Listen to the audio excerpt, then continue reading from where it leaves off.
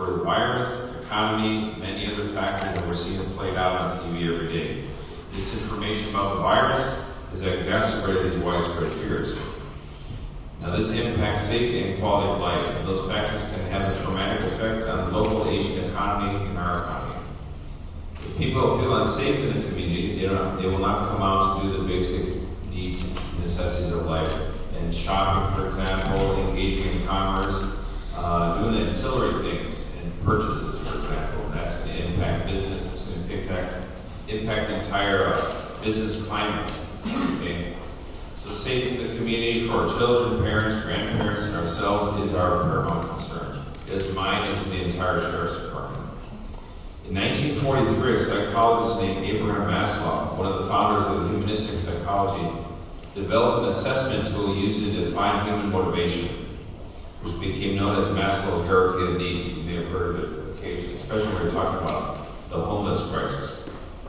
In this model, safety and security needs were secondary only to physiological needs, food and water. So the pyramid, they talk about Maslow's pyramid, the very base, food, water, shelter, clothing, that's to sustain life. Now the one step above from sustaining life is to secure life and safety. Without security and safety, you cannot progress beyond those basics because you're just in survival mode. Your head is down, you're looking at what's the next threat in front of you, you're not thinking ahead, you're not planning, you're not developing relationships, you're not growing as an individual, and you cannot learn, you cannot do any of the things if your whole time is spent in just the basics of surviving day to day. We do want to be placed in a position where we're surviving day to day, because our families will not grow, our economy, our communities cannot grow. It's not a sustainable model. So we have to recognize that, recognize the threats among us. And one of them that we're seeing right now is not prosecuting hate crimes. In California, you should be aware that a hate crime is an enhancement only. It's not a crime in and of itself. I have a bunch of very smart people to my left here who went to how many decades in school? And they'll tell you all about it in California. At the federal level, you can prosecute hate crimes. But at the local level, unless there's a basic crime, you cannot prosecute the hate crime by itself. So in Diamond Bar, if you recall, there was a protest and someone tried to drive through the protest and a crosswalk circled back again and start screaming racial epithets. Thankfully, we were able to force the DA to prosecute the enhancement of a hate crime, but we had a basic crime to deal with. Without that basic crime, we're left with pretty much nothing. So we have to understand, last year alone in 2021, the DA refused to prosecute 13,677 cases. That's 13,677 reasons why we need to ensure that the DA does prosecute. And that includes when an enhancement is applicable, be it a hate crime, be it a gun enhancement, be it a gang enhancement. All these things need to be applied because the people that do it most of the harm is a small group of people. And they're repeating again and again. We've had one individual arrested 38 times. 38 times since the pandemic began. You really got to work overtime to get arrested 38 times. But to think that he kept getting out of jail, arrested, out of jail, arrested, it's just like a revolving door. We got to stop the revolving door. Because lives are at stake here, and we have to end this nonsense. Because all we're doing is telegraphing that it's okay to commit crime. Somehow it's tolerable. And then some people say, well, we don't want to arrest people because then we'll be deemed to be insensitive or lack of compassion. I say that's nonsense. My compassion starts and ends with victims of crime.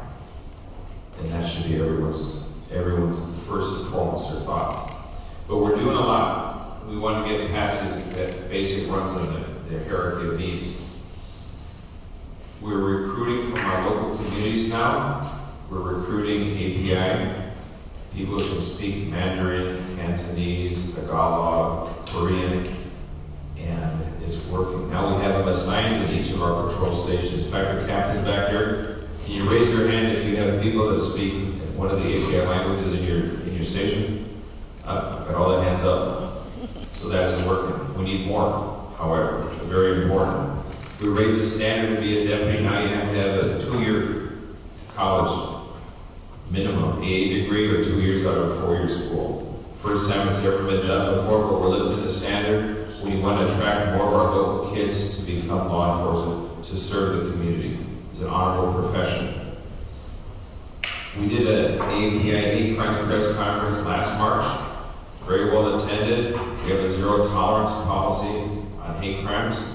Any crime against you is a crime against me. It's a crime against the entire county.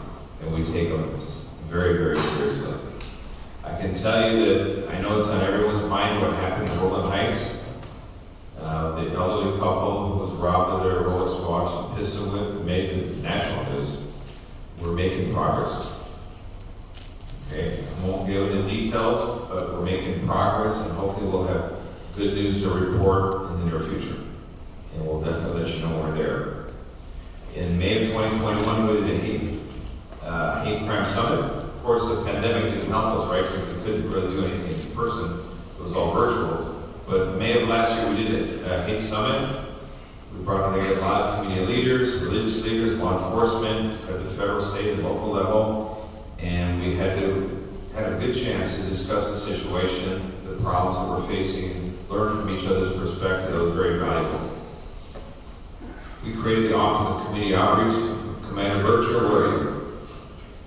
He's our first designated commander overseeing that. And so we're actively involved, engaging with the community at our Community Advisory Council. I think there's a few members here, if you're part of the CAC. Do we have a few? Jamal Plaja. There we go. Justin Chong.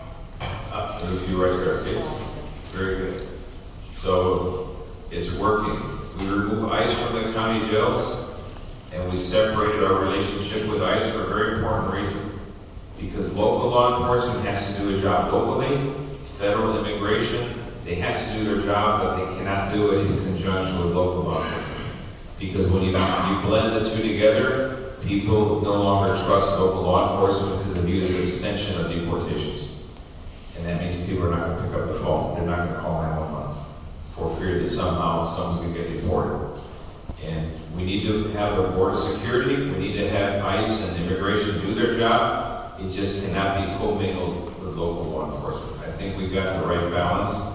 And now I'm thankful that people across the board on both sides of the aisle are starting to understand that this is about public safety. It's not about red or blue. This is about right or wrong.